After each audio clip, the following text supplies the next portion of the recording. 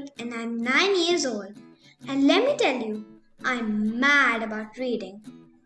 I've been reading since preschool and I didn't know why only a few kids pick up a book. Then I realized the others really didn't know what to read. So I decided to make a video which will answer all these questions. I didn't just become a reader one fine day. I was like other kids and didn't pick up a single book until my sister forced me to read one. And I read the Thomas Taylor and Eric Carle series, my first set of books. With those books, I went on reading and got hooked. Today, I'm going to share the books I love and better still, what age I was when I read them. So when did I start reading independently? I started reading on my own when I was around 5 or 6 years old. And the book that hooked me was The Loudest Roar by Thomas Taylor. The Loudest Roar is about a small tiger called Clovis. He was very naughty and was proud that he had the loudest roar in the jungle. He roared to the animals of the jungle just to scare them away. Though he was small, he thought his roar made him powerful. What do you think the other animals did? If you're listening to this and you're under 7 years old, find it and read it now. My other favorite when I was 5 was The Snail and the Whale by Julia Donaldson and Axel Scheffler. Even the tiniest snail can help a friend in a very big way. This is a tale of a tiny snail and a grey humpback whale. See the way they help each other, heartwarming. And the language was simple enough to understand. This is a great book. Those of you who remember the fable by Aesop called The Lion and the Mouse will surely enjoy this modern and updated story. Another one I loved was By the Light of the Silvery Moon by Claire Friedman and Stephen Gilbis. It's another animal story about a bunny who was active in the night and went playing with baby animals. Under the Moon has great illustrations, and that's why I loved it.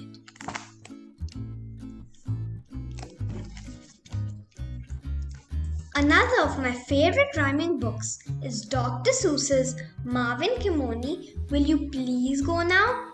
The cover shows a lion and Marvin Kimoni is hanging on to his tail. Did you know that this book was very popular during the time that the US President Richard M. Nixon was being impeached? And the words meant, Richard M. Nixon, will you please go now? Of course, Dr. Seuss agreed to the way his book title was being used.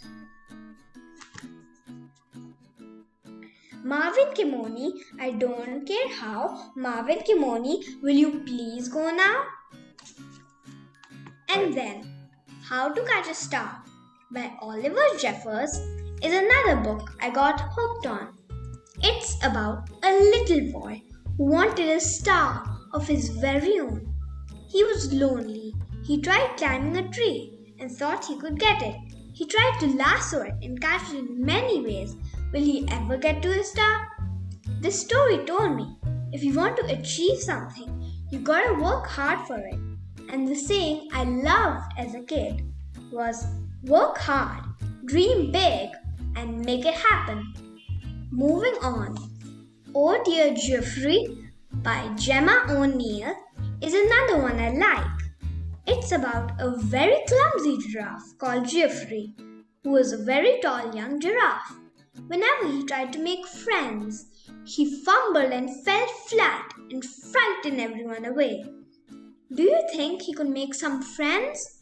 This story is very meaningful and gives me the message, no matter how tall, short, or huge you are, it doesn't stop you from making friends.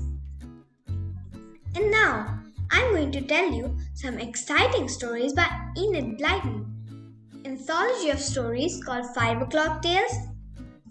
and Pet Stories and the Adventure series. One of the series books is The Island of Adventure.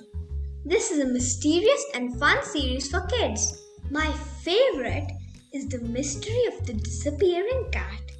It's about 5 kids who call themselves the 5 Findouters and their neighbor next door, Luke, the one that is being treated badly by Mr. Tupping the gardener, and his friend Mr. Goon the policeman. Lady Carling, who owns the blue-eyed famous Siamese cats, and Mrs. Hammer, who takes care of them. The biggest famous Siamese cats, called the Dark Queen with the cream-colored tail, gets stolen. Will the 5 Findouters solve this terrific mystery? And now for that wonderful thing, my wish list for 2022. I would love to pick my fantastic 5, but I think I'm going for a favorite 6th. I simply can't choose. So my first choice is The Unadoptables by Hannah Took and Aisha L. Rubio. This story starts in an orphanage in Amsterdam. I have a fascination with orphanages, and my own book completed recently is also about an orphan called Lily.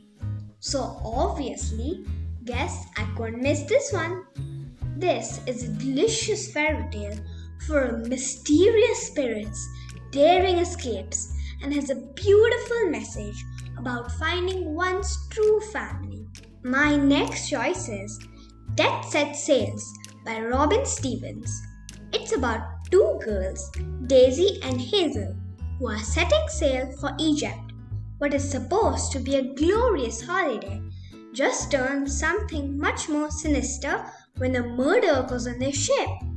Can the Detective Society solve their hardest case yet? I'm totally into mysteries, so I'm reading it. My third one is Charlotte's Web by E.B. White. It's surely a great movie, so when I watched it, I thought I should read it too.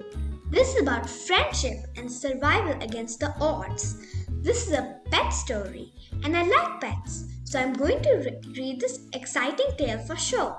On to the next. This is an old classic, The Secret Garden by Frances Hodgson Burnett. This is about a girl, Mary, who discovers the magic of kindness. Ooh, magic! I will surely read this one too. Danger Garden by Tom Fletcher and Shane DeVries. It's all about magical and powerful things, so I'm going in for it. And finally, The Secret Garden by Ed Clark. This is a new tale of friendship and adventure. It's perfect for those who are looking for a page-turning adventure this summer. This is the one I like the most, so of course, I'm going to read this. I hope you enjoyed my favorite books and will pick up reading yourself. If you like my list, surely you can pick up at least one. Don't forget to like my video and come back for my next installment for 2023. Bye for now. Thanks for watching. Yay!